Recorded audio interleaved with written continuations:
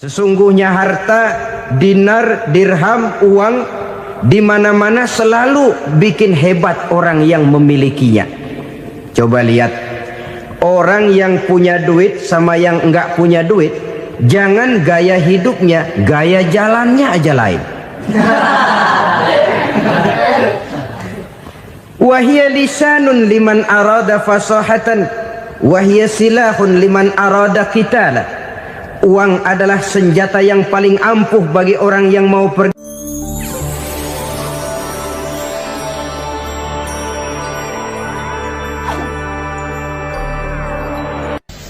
Bapak-bapak, ibu-ibu, saudara-saudara kaum muslimin rahimakumullah. Murai di dahan dan koko ayam di kandang.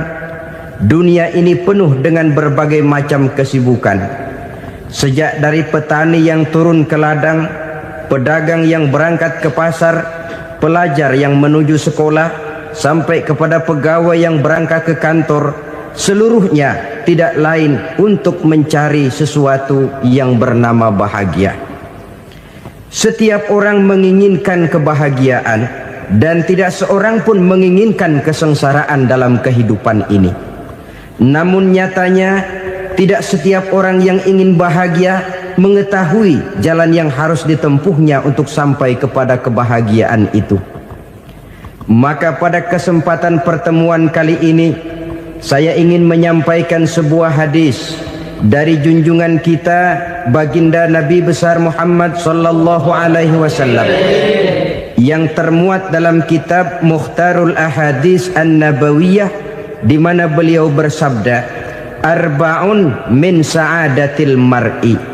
Ada 4 perkara yang merupakan tanda dari orang bahagia. Saya mau tanya, di antara saudara-saudara yang hadir di sini, apa ada yang kepengen jadi orang sengsara? Ya. Seluruhnya tentu ingin mendapatkan kebahagiaan. Maka menurut resep dari Nabi kita, tanda orang bahagia itu 4. Jadi kalau saudara ingin bahagia, harus mempunyai 4 perkara ini. Yang pertama, orang bahagia itu kata Nabi, darun wasi'un. Punya rumah biar bagus asal gede. Enak ngaturnya. Daripada sudah punya rumah kecil, adanya di pinggir kali, gubuk, kalau hujan bocor, miring lagi, kiamat. Loh, kalau gitu Islam materialis dong. Hadis ini boleh diartikan dengan makna hakiki, arti yang sebenarnya.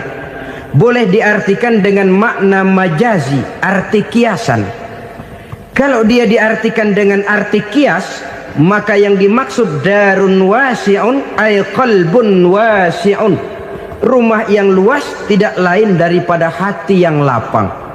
Karena di situ kunci kebahagiaan yang sebenarnya. Walaupun kita cuma tinggal di petak berukuran 2 kali 3 meter, kalau hati kita luas-luas rasanya rumah itu. Tapi biar rumah kita halamannya saja puluhan ribu hektar, ada kolam renangnya, kamar tidurnya tidak lagi terhitung. Kalau hati yang menempati rumah itu sempit, maka akan terasa sempit jugalah rumah itu. Tempat bergantungnya tidak lain adalah hati. Marilah kita mencoba melihat berbagai pandangan orang tentang bahagia ini. Ada orang menyangka bahwa bahagia itu kalau dia mendapatkan harta yang sebanyak-banyaknya. Siapa yang banyak harta, dialah raja. Apa yang dia mau, seluruhnya bisa dibeli. Keamanannya, dia bisa menyewa petugas. Seluruh fasilitas untuk menyenangkan kehidupannya bisa dibeli. Pendeknya, hartalah segala-galanya dalam kehidupan. Sampai ada pepatah mengatakan, innad darahima fil amakini kulliha taksur rijala mahabatan wa jalala. Sesungguhnya harta, dinar, dirham, uang di mana-mana selalu bikin hebat orang yang memilikinya. Coba lihat, orang yang punya duit sama yang enggak punya duit, jangan gaya hidupnya, gaya jalannya aja lain. Wahia lisanun liman arada fasahatan, wahia silahun liman arada qitala. Uang adalah senjata yang paling ampuh bagi orang yang mau pergi perang, dan lidah yang paling fasih bagi orang yang mau bicara. Kalau bicara dengan lidah macet, cobalah bicara dengan harta, lancar. Sampai ada pepatah demikian, segalanya bisa diatur dengan harta. Maka di kalangan orang yang berpandangan semacam itu, seluruh kegiatan hidupnya hanya terfokus kepada bagaimana mengumpulkan harta yang sebanyak-banyaknya. Tidak peduli halal haram, tidak kenal sore pagi siang dan malam, tidak sempat sujud, jauh dari agama, jauh dari kehidupan yang bersifat ruhaniyah, jauh dari Allah dan sebagainya. Sampai dalam Al-Quran dikelompokkan dalam kelompok yang dinamakan lumazah. Allazi jama'a malahu wa'addadah yahsabu anna malahu akhladah. Mereka mengumpul-ngumpulkan harta sebanyak-banyaknya dan menyangka bahwa harta yang banyak itu dapat mengekalkan hidupnya, mengekalkan kekayaannya, mengekalkan kebahagiaannya.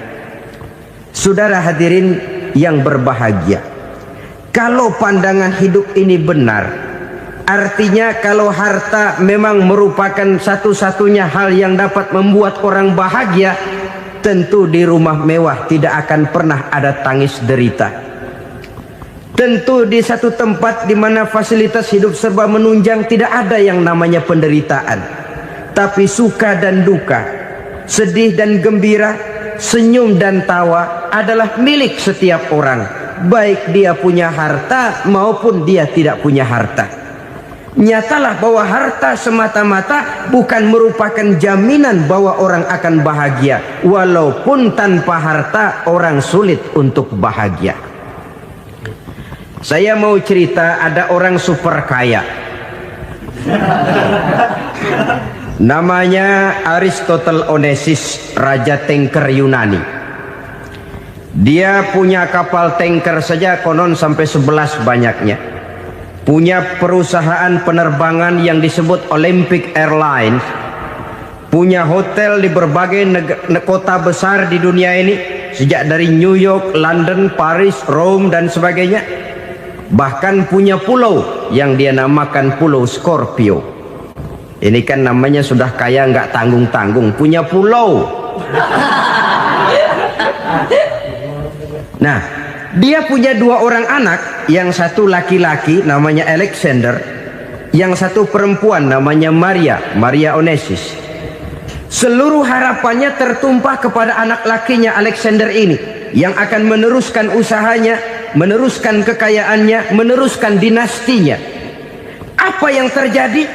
Ternyata anak yang dia harapkan yang bernama Alexander ini mati muda dalam kecelakaan pada waktu dia olahraga. Apa olahraganya? Namanya olahraga anak orang kaya, golongan jet set. Olahraganya olahraga pesawat terbang. Jatuh, ya nggak kapungut, habis mati.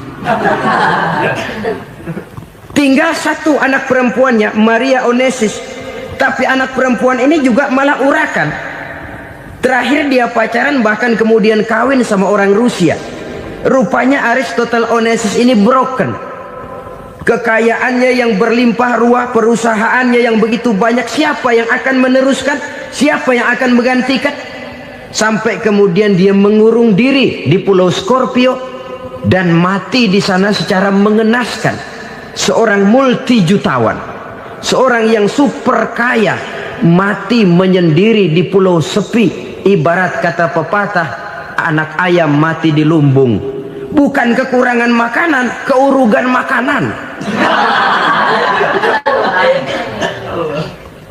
Begitu kehidupan Aristotle Onesius.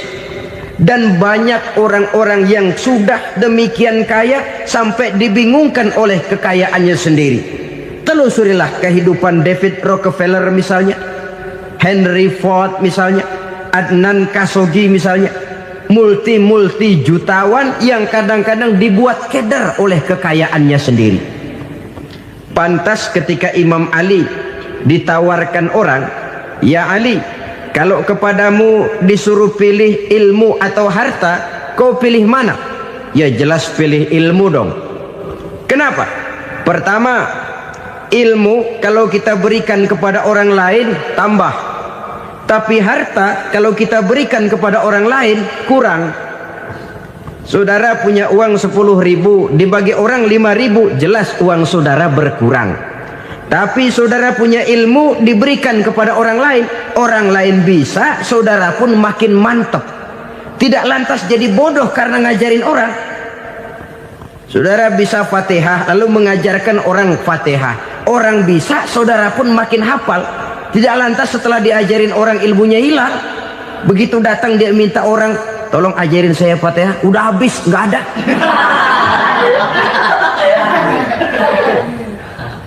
Yang kedua kata Imam Ali, ilmu menjaga kita. Kalau harta kita yang harus jaga.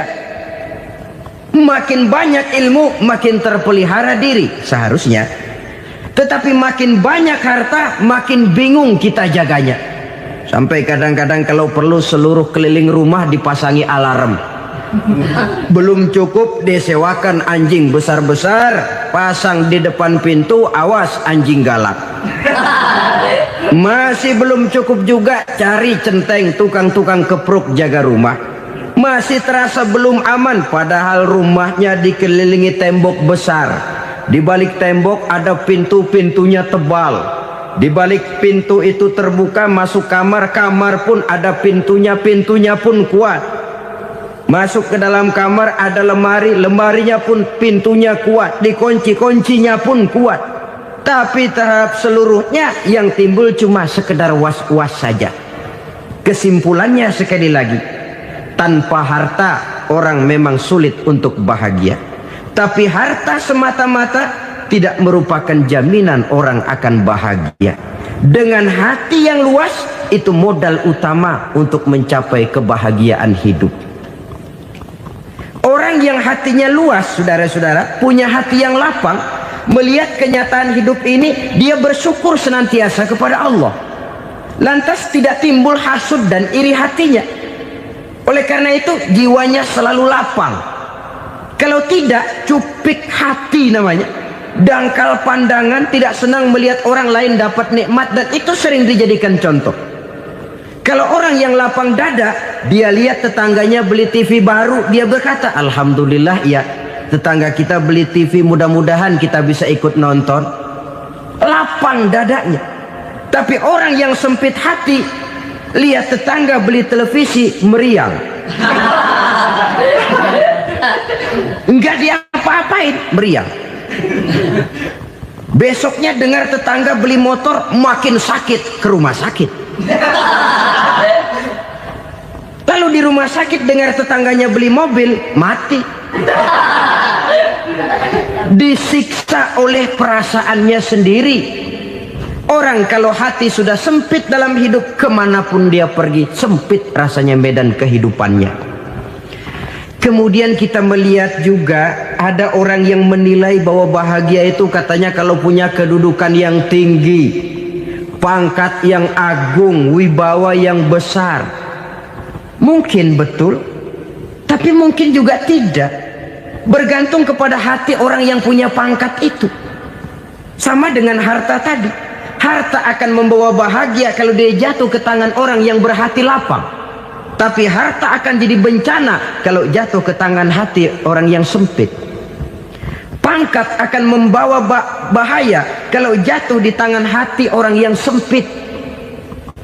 Lebih dari itu, kenyataan mengajarkan kepada kita bahwa ternyata pangkat dan jabatan tidak selamanya memberikan kebahagiaan dalam kehidupan. Bahkan resikonya kelewat besar. Beberapa bukti kita bisa ambil dari para pemimpin dunia yang menjadi korban lantaran pangkat dan jabatan yang disandangnya. Saudara ingat Presiden Abraham Lincoln dan John Kennedy dari Amerika? Dibunuh orang. Park Chung-hee dari Korea Selatan Ziaur Rahman dari Bangladesh, Anwar Sadat dari Mesir, terakhir Indira Gandhi dari India, menjadi korban dari pangkat dan jabatan yang disandangnya dari orang-orang yang tidak senang dia memegang jabatan itu. Dia akan mudah mengundang bencana, sehingga pantas kalau seorang presiden terkemuka Amerika, Harry Truman namanya, dia mengatakan jabatan presiden itu, kata dia, seperti orang nunggang macan, naik macan, harus kita taiki, kalau enggak dia bakal nerekam kita, ngeri katanya. Adapun orang yang hatinya lapang, kalau dia menerima pangkat dan jabatan, dianggapnya itu satu kesempatan untuk berbuat baik. Tapi orang yang berhati sempit, menerima pangkat dan jabatan, bukan kadang-kadang menerima, malah berusaha setengah mati mencapai dengan segala cara. Kalau perlu jilat atas, jilat atas. Jadi golongan sumuhun dawuh. Jadi kelompok kulon nuwun, yes sir, yang kerjanya cuma oke bos. Kalau perlu jilat atas, jilat atas. Kalau perlu injak yang bawah, injak yang bawah.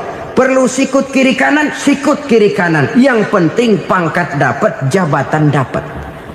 Orang yang semacam ini, kalau sudah mempunyai pangkat dan jabatan, biasanya dia tidak menganggap itu sebagai amanah, tidak menganggap sebagai kesempatan berbuat baik, tapi malah kesempatan untuk memperturutkan hawa nafsunya yang dilatar belakangi oleh kesempitan hatinya tadi. Apalagi kalau orang memperoleh pangkat karena banyak mengeluarkan uang, seakan-akan pangkat dan jabatan itu sekarang macam proyek, pakai tender. Siapa yang berani bayar segini naik, nggak berani minggir. Padahal logikanya, kalau orang mencapai satu jabatan karena banyak mengeluarkan uang, hampir bisa dipastikan bahwa setelah jabatan itu dia pegang, langkah pertama yang akan dilakukannya ialah berusaha bagaimana uang yang dia keluarkan supaya kembali. Ya paling kurang pulang modal dulu dong. Soal mikirin rakyat soal nanti, tapi ini modal harus pulang. Itu celakanya kalau orang memperoleh pangkat dan jabatan cuma karena banyak mengeluarkan uang.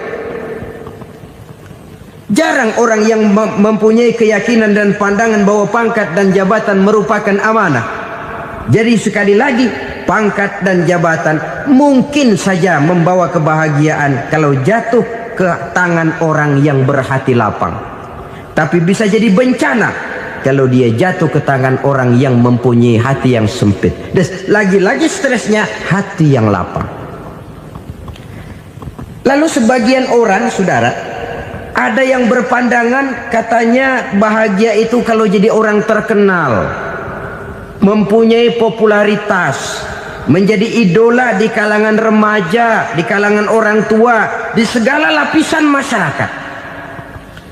Padahal makin populer orang, makin terikat dia. Ya kalau macam kita ini kan nggak punya nama, nggak populer, tengah malam buta mau nongkrong di warung Tegal aman.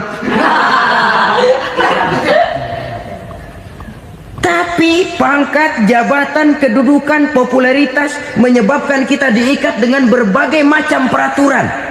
Cuma mandi sama ke WC saja yang nggak dikawal.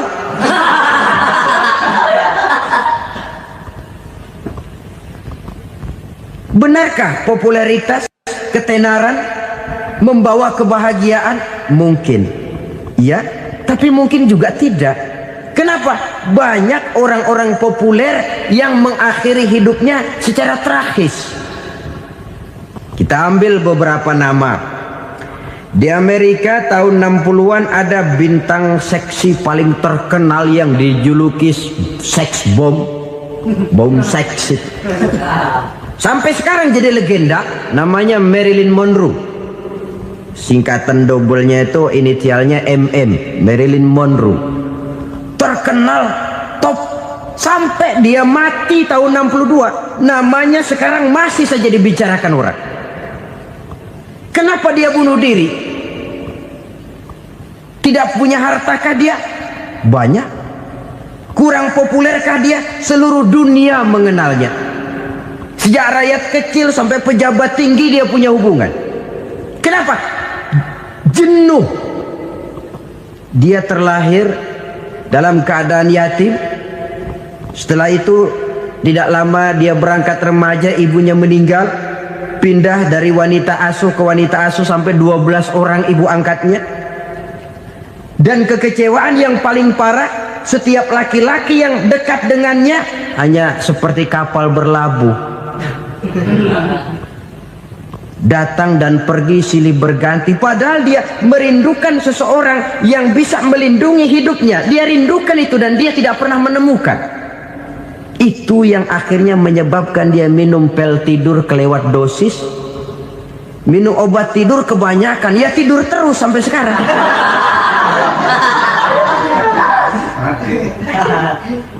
Dia mengakui, saya telah memiliki ketenaran, tapi saya tidak pernah hidup dalam ketenaran itu. Saya pandai main sandiwara, tapi saya ingin hidup dalam alam yang real sebagaimana umumnya orang. Itu yang dia rindukan. Menyusul jejak yang namanya Marilyn Monroe ini, Billie Holiday, saudara kenal tentu. Di rumah sakit dirawat. Dia juga minum obat overdosis, mati lagi. Jimi Hendrix minum obat tidur overdosis kelewat batas, mati lagi. Lalu yang menghanyutkan diri di danau, Janis Joplin dan Brian Jones. Ini orang-orang populer, orang-orang terkemuka yang mengakhiri hidup secara tragis. Bukan karena tidak terkenal, mungkin karena sudah saking terkenalnya. Contoh paling belakangan, Bruce Lee. Wah, ini tukang-tukang kepruk tentu kenal siapa dia. Sampai sekarang pun tabir kematiannya masih merupakan misteri. Dan yang masih hidup juga menunjukkan gejala yang aneh. Michael Jackson, rumahnya di Beverly Hills itu dijaga sedemikian rupa. Dan dia selalu curiga kepada setiap makanan. Harus steril, bersih dari segala macam kimia. Kemana dia pergi, itu tukang-tukang kepruk sudah selalu menjaga dan mengawal. Dan dia seakan takut menunjukkan mukanya yang asli. Hingga kalau tampil ke tengah di luar show, dia kadang memakai pakaian yang tidak menunjukkan dia yang sebenarnya. Takut dikenali orang. Ternyata popularitas sering jadi momok yang meracuni kehidupan manusia. Oleh karena itu, benarlah junjungan kita pada saat beliau mengajarkan orang akan bahagia kalau dia mempunyai hati yang lapang.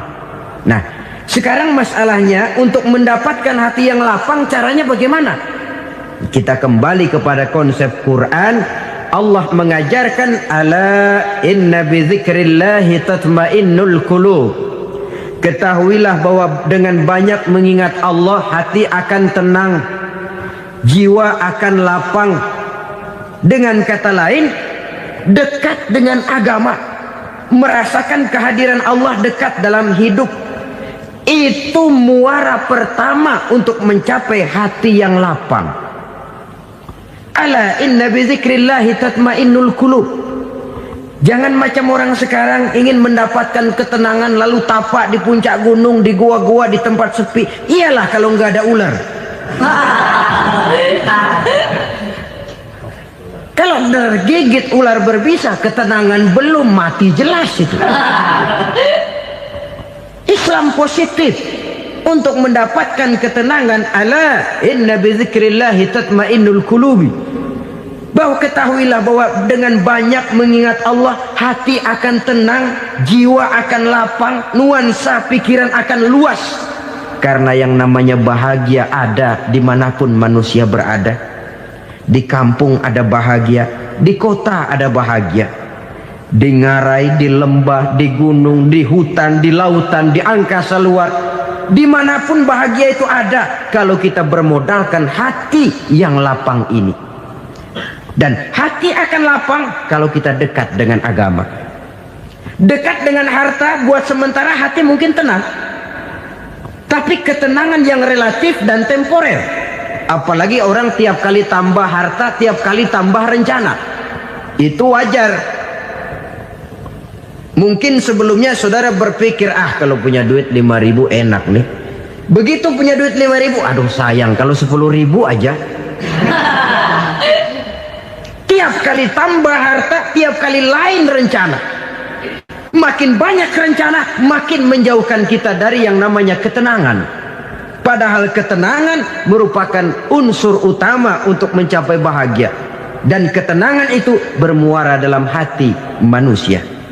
Tengoklah kehidupan ini. Orang yang banyak harta dengan orang miskin, berbedakah rasa sakit yang mereka tanggungkan? Rasanya tidak. Walaupun si kaya tidur di kasur empuk berselimutkan sutra mahal, sementara si miskin meringkuk di balai bambu yang keras dan kasar. Apabila maut datang, dia juga tidak pernah pilih bulu. Maut datang menjemput si kaya di singgasana keemasannya, dikelilingi oleh para pengasuh, dayang dan idang serta para pengawal. Dan maut pun datang menjemput si miskin papa, sehingga ia tergelepar di tepian jalan. Kedua-duanya bernama mati. Kalau nyata bahwa sakit yang ditanggung si kaya tidak beda dengan sakit yang ditanggung si miskin, bukan harta semata yang membuat orang bahagia. Hati yang tenang, jiwa yang lapang penuh kedamaian, karena banyak berzikir dan mengingat Allah, itu merupakan modal utama untuk mencapai sesuatu yang bernama bahagia.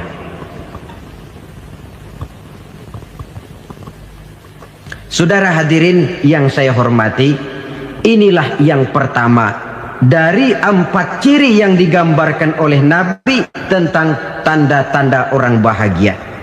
Dan harus berangkat dari yang pertama ini, hati yang lapang. Ini yang harus kita miliki lebih dahulu. Baru nanti akan menyusul kepada poin yang ketiga, kedua, dan selanjutnya. Sebab kalau hati sudah terisi dengan jiwa yang lapang, seluruh persoalan insya Allah akan bisa kita atasi dengan sebagaimana mestinya. Yang kedua sekarang, tanda orang bahagia menurut baginda Nabi, markabun syariah. Orang bahagia itu, kata beliau, punya kendaraan biar cepat asal lancar. Artinya kemana dia mau pergi mudah. Apa maksud hadis ini? Kalau kita kaji lebih dalam, kendaraan itu kan alat transportasi. Transportasi tidak lain adalah usaha memudahkan komunikasi. Pindah dari situ kepada teori bahwa manusia adalah zon politiker, makhluk bermasyarakat yang tidak bisa memenuhi kebutuhan hidupnya secara sendirian. Kita memerlukan keberadaan orang lain dalam kehidupan ini. Untuk memakai baju saja kita sudah perlukan petani yang tanam kapas, pabrik yang memintal kapas jadi benang, pabrik yang menenun benang jadi kain, sampai kepada mesin jahit, sampai kepada tukang jahit. Itu cuma untuk memakai pakaian saja. Tidak seorang pun di antara kita yang sanggup memenuhi kebutuhan hidupnya secara sendiri. Kita perlu orang lain. Maka kebebasan dalam arti mutlak, kebebasan tanpa batas, itu tidak mungkin ada dalam kehidupan. Karena kita mengadakan yang disebut interaksi sosial. Setiap kegiatan kita tentu melibatkan orang lain. Menurut kita barangkali kita bebas jalan di jalan raya semaunya, tapi orang lain berkendaraan pun merasa bahwa ini ada juga jalan haknya, dan begitu selanjutnya. Oleh karena itu, maksud dari kendaraan yang cepat ini adalah khulata'uhu ma'as solihin. Lingkungan pergaulannya terdiri dari orang-orang soleh. Pergaulannya luas. Kemana dia pergi ada temannya. Kesulitannya ada tempat dia cerita. Dan kesulitan kalau sudah diceritakan kepada orang lain, taruh kata orang itu tidak bisa menolong, namun menceritakannya kepada orang yang kita percayai, kan paling kurang sudah mengurangi beban jiwa. mengurangi tanggungan batin, merasa masih ada tempat kita cerita. Maka lebih baik orang awam yang mau bergaul ketimbang orang setengah alim tapi ngunci pintu. Sebab nantinya akan timbul sikap picik, cupik pandangan, dan tidak luas menghadapi kenyataan dalam kehidupan ini. Namun yang harus kita garis bawahi, pergaulan memang mesti luas. Namun jangan sekali-kali lupa bahwa pergaulan sangat besar pengaruhnya dalam ikut membentuk kepribadian manusia. Sehari-hari bisa kita bilang, kalau kita dekat sama tukang minyak wangi, sekalipun nggak dibagi minyaknya, baunya tentu dapat. Betul? Tapi dekat sama tukang elas, walaupun nggak kena apinya, asapnya mesti kena. Kalau Syauqi mengatakan lebih jelas lagi, man asyaral asrafa asa musyarrafan wa muasyiral anzali ghairu musyarrafin. Awalam taral jildal hakira muqabbalan bisagri lamma sara jildal mushaf. Siapa yang bergaul dengan orang mulia, dia bakal ikut menjadi mulia. Tapi siapa yang berteman dengan orang hina, dia tidak bakal ikut menjadi mulia. Tidakkah kau lihat, kata Syauqi, kulit kambing yang hina pun dicium orang ketika menjadi kantong Quran. Kulit kambing hina, kalau dia sendirian gak ada yang mau cium. Tapi begitu dia bergaul dengan Quran, menjadi kantong Quran, dipakein minyak wangi, ditaruh di tempat yang tinggi, mau diambil dicium dulu, dibawa dengan penuh hormat dan hati-hati. Kulit kambing yang hina lantaran berteman dengan Quran, numpang mujur. Tapi coba lihat kalau kulit kambing berteman dengan kayu, jadi beduk, habis. Zohor dikemplang, asar dipukul. Itu pun sedikit saja, cuma salah milih teman. Yang temannya Quran dihormati orang, yang temannya kayu lantaran jadi beduk, gelap-gelap subuh orang udah kemplangi.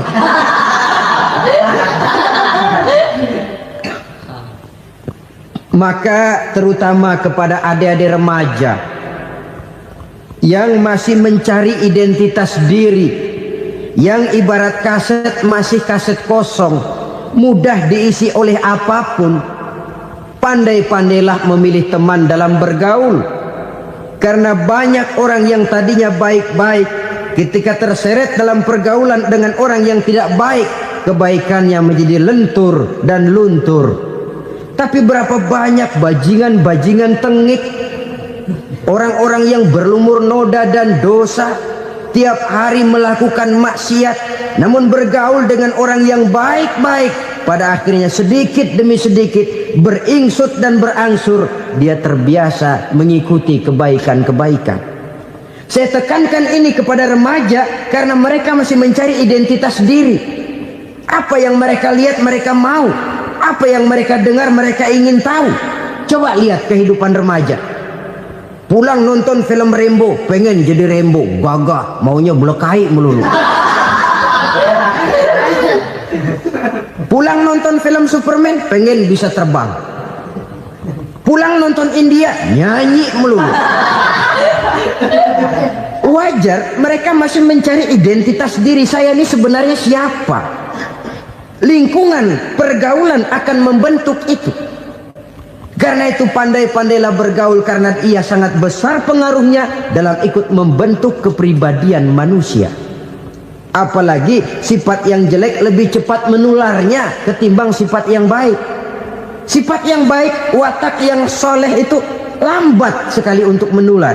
Tapi yang tidak baik, kan prosesnya mah kalau remaja biasanya mula-mula dengar.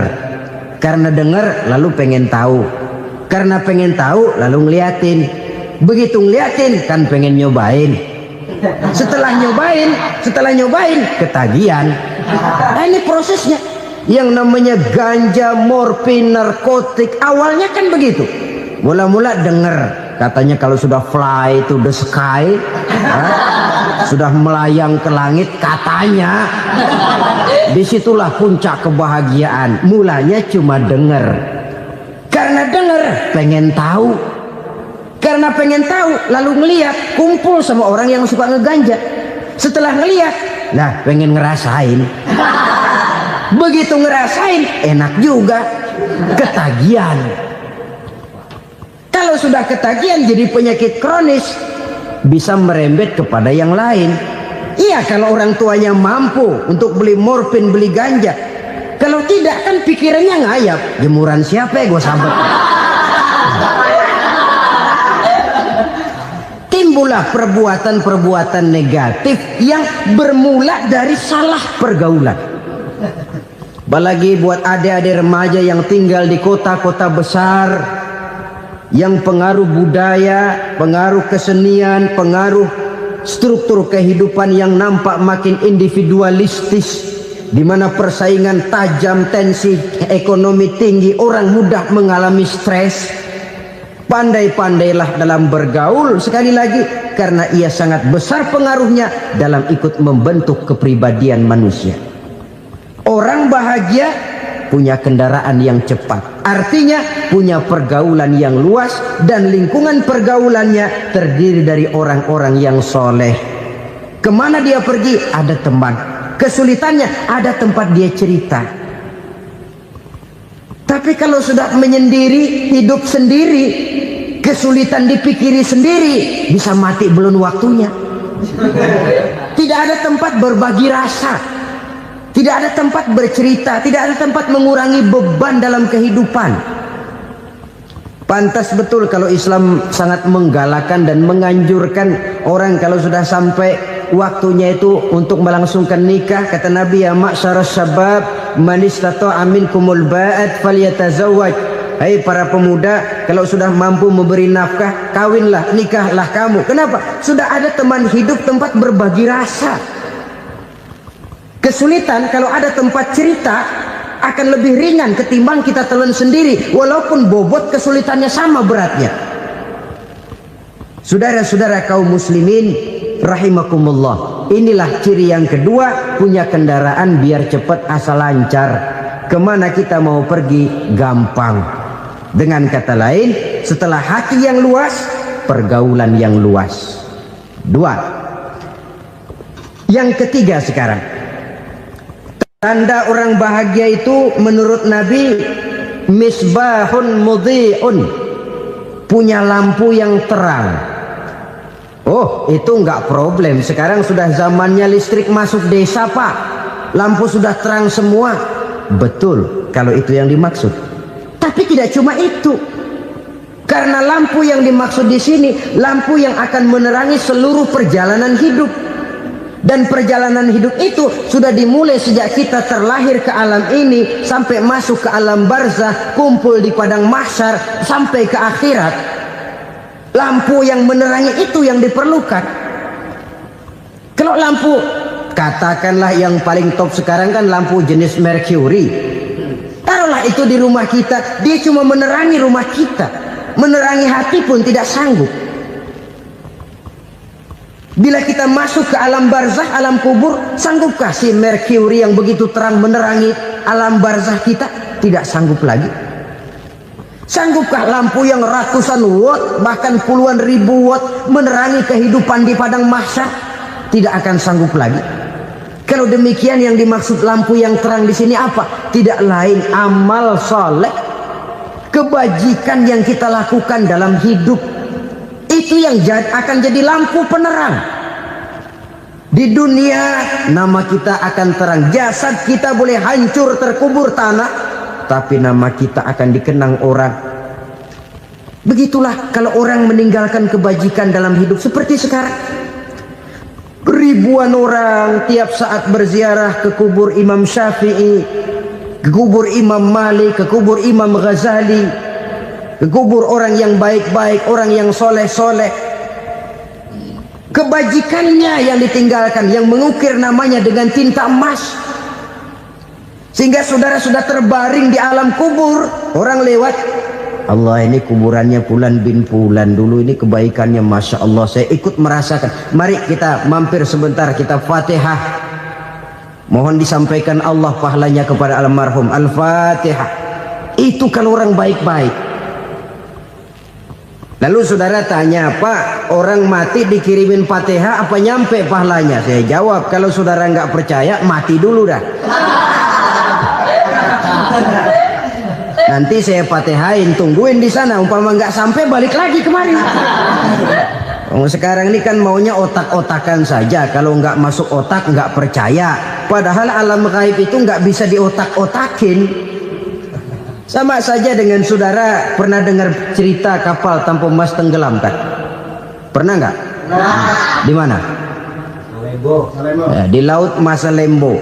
Begitu ketampo emas tenggelam, ratusan penumpang itu terjun ke laut, dipermainkan gelombang, berjuang menghadapi maut itu. Orang lagi timbul tenggelam di lautan, dihantam ombak, kita tengokin pakai helikopter. Pak, lagi timbul tenggelam ya? Iya, tolongin. Jangan khawatir Pak, nih saya kirim intan Pak, harganya 10 juta. Kira-kira orang yang timbul tenggelam di laut seneng nggak? Tidak. Kan mahal toh intan 10 juta. Kenapa dia nggak senang? Karena intan 10 juta dalam kondisi seperti itu tidak sanggup menyelamatkan dia. Dia akan girang kalau dikirimin ban mobil bekas, dikirimin papan terentang atau bambu. Intan yang 10 juta dia nggak girang. Ban mobil bekas yang 1000 perak, tuh pegang, itu yang dia girang betul. Inilah sebabnya Nabi berkata, mal mayyitu fi qabrihi illa kal ghariqil mutaghawwis. Orang yang meninggal di alam kuburnya seperti orang timbul tenggelam di lautan. Yantaziru da'watan min ahli, menunggu doa dari keluarganya yang masih hidup. Duh, bapak saya sudah meninggal, saya sayang benar sama dia. Kirimin kulkas ke kuburannya Itu sama saja dengan tadi orang tenggelam di lautan dikirimi intan yang harganya 10 juta, tidak sampai.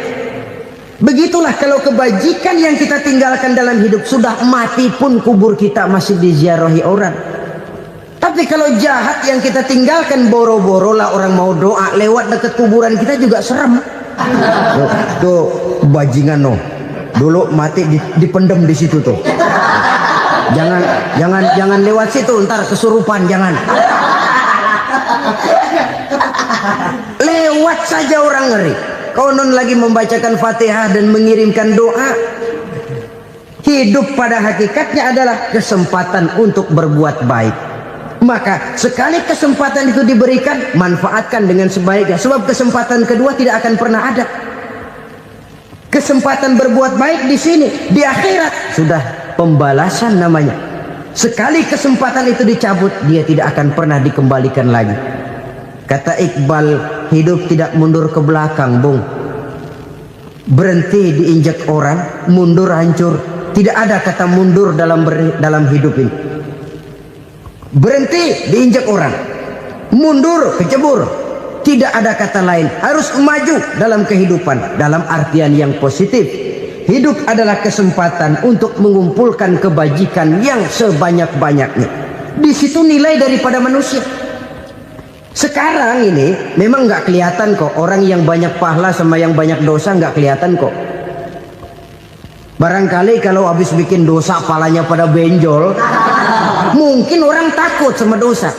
Tapi sekarang sama saja, orang yang banyak dosa dengan yang nggak banyak dosa jalan bareng dari belakang, sama, nggak kelihatan beda. Tapi ada waktunya di mana pahala memegang peranan, di mana dosa diperlihatkan. Sama saja kalau kita bawa mobil siang, lampu kan nggak begitu berfungsi. Apa lalu bilang, alah ini lampu berat-beratin, copot-copotin aja dah. Tidak perlu begitu. Kenapa? Pada suatu saat malam senja akan datang. Bila matahari terbenam, senja pun datang, gelap mulai merayap, disitulah baru terasa perlunya lampu. Pahala begitu.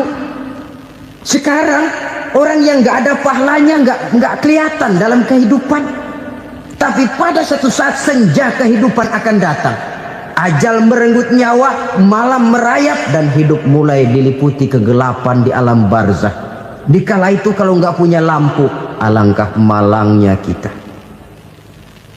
Sebab amal yang baik, kata Nabi, di alam barzah itu akan diciptakan menjadi perempuan yang cantik menemani kita. Amal yang jahat akan menjadi orang yang paling jelek nemenin kita. Sudah di tempat gelap yang nemenin jelek.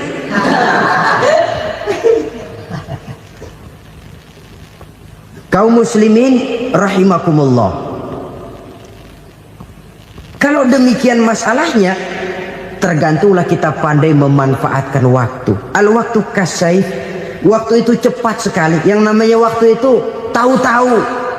Tahu-tahu udah tahun 87. Tahu-tahu udah begitu. Tahu-tahu yang kemarin anak-anak sekarang udah pada punya anak. Tahu-tahu saja itu. Begitu cepat waktu berlalu.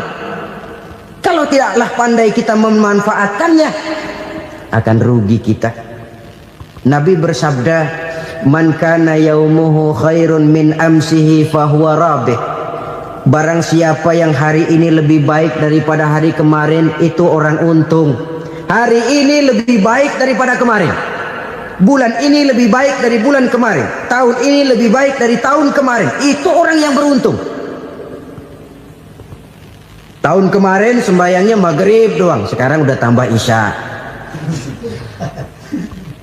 Tahun kemarin cuman Idul Fitri aja ngancem bener, sekarang udah tambah Jumat, lalu tambah lagi maghrib, tambah lagi isya, dan selanjutnya. Hari ini lebih baik daripada kemarin, itu orang yang beruntung. Wa man kana yaumuhu mislu amsihi fahuwa khasir. Lalu barang siapa yang hari ini sama saja dengan hari kemarin, itu orang rugi. Hari ini sama dengan kemarin, rugi itu. Bulan ini begitu, bulan kemarin begitu, tahun ini begitu, tahun lalu juga begitu. Rugi itu orang. Rugi apa? Rugi umur. Umur tambah, amalan gak pernah tambah. Dan saya pikir lebih merupakan azab ketimbang nikmat kalau orang dikasih panjang umur cuma untuk numpuk dosa. Mending mana? Panjang umur banyak dosa sama pendek umur dikit dosa? Mending mana? Mending mana? Ya, paling mending tentu panjang umur banyak pahala. Tapi kalau tidak, sekali lagi, lebih merupakan azab ketimbang nikmat kalau orang diberikan panjang umur tapi cuma untuk sekedar menumpuk dosa. Kehilangan kesadaran bahwa dunia bukan terminal akhir dari satu perjalanan. Dia cuma halte di mana kita berhenti sebentar untuk menuju kepada terminal yang hakiki. Saudara-saudara kaum muslimin rahimakumullah. Inilah lampu yang akan menerangi kehidupan. Amal yang kita lakukan di dalam kehidupan. Jadi yang dimaksud dengan lampu yang terang, kebajikan yang kita kerjakan dalam hidup. Nah, setiap orang di awal tadi saya bilang ingin bahagia. Bahagia itu kan hakikatnya kumpulan senang dan selamat. Senang, selamat. Apa bedanya? Senang tapi tidak selamat, nggak bahagia. Selamat tapi nggak senang, nggak bahagia orang. Contoh, kalau orang korupsi, duitnya banyak, senang dia, tapi keselamatannya. Ada tentara baris di samping rumahnya udah bingung, padahal tentara latihan. Tentara cuma latihan, dia bingung. Senang, tapi karena keselamatannya tidak terjamin, dia tidak bahagia. Sebaliknya pegawai negeri jujur benar, cuma segaji-gajinya. Selamat, nggak korupsi, tapi melarat, ya nggak bahagia juga, kurang senang. Kesenangan dan keselamatan untuk dunia saja, ya sekali lagi. Kalau cuma sekedar untuk dunia saja, bisa dibeli pakai uang. Bisa dibeli pakai uang. Saudara ingin selamat, bisa dibeli pakai uang. Saudara ingin senang, bisa dibeli dengan uang. Tapi setelah mati, masuk ke alam barzah, habis kekuasaan uang. Nggak bisa lagi beli keselamatan pakai uang. Tidak mungkin lagi membeli kesenangan dengan uang. Di situ pahala yang megang peranan. Makin banyak pahala, makin banyak saham untuk membeli kesenangan dan keselamatan, untuk memperoleh yang namanya bahagia. Dan jangan lupa loh, di alam barzah kita nggak sebentar, menunggu datangnya kiamat. Loh iya, kalau kita begitu dikuburin terus kiamat datang, untung. Tapi kalau masih harus 1000, 2000, puluhan ribu tahun yang akan datang, dalam satu penantian yang begitu lama, tanpa saham untuk memperoleh kebahagiaan. Satu kemalangan yang tidak ada pernah putus-putusnya. Janganlah tergelincir oleh kebahagiaan sebentar yang menipu dengan mengorbankan kebahagiaan hakiki yang berjangka panjang. Apa artinya senyum sejenak kalau harus ditebus dengan tangis seumur hidup? Biarlah kita minum jamu, pahit memang, getir memang, tapi kan besok badan sehat. Daripada sekarang minum sirup, manis memang, enak memang, tapi bibir pada jontor besok. Sirawan, batuk, nggak karu-karuan. Banyak orang tertipu oleh kesenangan yang sebentar, padahal laisa kullu ma yalma'u zahaban. Belum tentu semua yang berkilat itu emas. Belum tentu semua yang gemerlap itu intan. Karena itu, marilah manfaatkan kesempatan yang diberikan Allah ini untuk mengumpulkan kebajikan yang sebanyak-banyaknya. Yang terakhir sekarang, yang keempat, tanda orang bahagia kata Nabi. Zaujatun salihah. Orang bahagia itu tanda yang keempat kata Nabi, punya istri biar cakep asal taat. Sudah surga itu sudah. Cakep taat. Istri kayak gitu, kalau belum mati jangan dikuburin dulu itu. Sudah cakep taat lagi. Tapi kadang-kadang enggak, udah jelek ngadat melulu. Apa yang mau dipilih? Sebab itu Quran mengatakan istri pakaian untuk suami, suami pakaian untuk istri. Kenapa suami istri diibaratkan pakaian? Alangkah tingginya gaya bahasa Quran ini. Suami istri teman hidup, hidup perjalanan panjang. Sejak kita dalam rahim sudah ada hidup kan di sini. Sampai ke alam dunia, masuk ke alam barzah, kumpul di padang mahsyar, sampai menuju akhirat, itu perjalanan hidup. Carilah istri atau suami teman hidup yang membawa manfaat tidak hanya kehidupan di dunia ini, sampai di alam barzah, sampai di padang mahsyar. Suaminya mungkin meninggal lebih dulu atau istrinya mungkin meninggal lebih dulu, tapi suami atau istri yang masih hidup berbuat kebajikan. Suami saya meninggal, ada hartanya, saya sedekahkan, niat pahala untuk almarhum suami saya. Ini teman hidup, tidak dibatasi dan tidak bisa dipisahkan oleh maut sekalipun.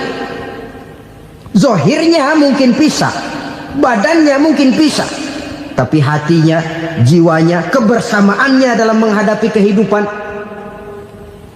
Karena itu, saudara-saudara, bahasa Quran indah. Suami istri diibaratkan seperti pakaian. Apa fungsi pakaian? Pertama, pakaian jadi kebanggaan. Artinya suami harus menjadi kebanggaan istri, istri harus jadi kebanggaan suami. Yang kedua, pakaian itu kan fungsinya menutup aurat. Artinya sesama suami istri harus saling menjaga kekurangan masing-masing. Jangan malah sesama suami istri saling membongkar rahasia dan aibnya sendiri-sendiri. Istrinya diceritain jeleknya di mana-mana, atau suaminya dibongkar rahasianya di pasar umum. Itu sudah tidak lagi berfungsi sebagai pakaian. Kenapa semua ini diperlukan? Karena kita menyadari bangsa yang baik terdiri dari masyarakat yang baik. Masyarakat yang baik merupakan susunan dari warga yang baik. Warga yang baik adalah terdiri dari rumah tangga yang baik. Dan rumah tangga yang baik merupakan susunan dari pribadi-pribadi yang baik. Dari situ langkah dimulai. Membangun satu bangsa yang baik diawali dengan membangun rumah tangga yang baik, dengan menciptakan pribadi-pribadi yang baik. Sehingga dari sini diharapkan berkembanglah nilai-nilai kebaikan. Orang akan bahagia mempunyai istri yang soleh. Kenapa? Tidak ada seorang suami bisa sukses jadi apapun dia, apapun profesinya. Dokterkah, kiaikah, mubalikah, petanikah, pengusahakah, pejabat tinggikah, tidak ada seorang suami yang bisa sukses tanpa peran serta istrinya. Walaupun memang peranan itu tidak begitu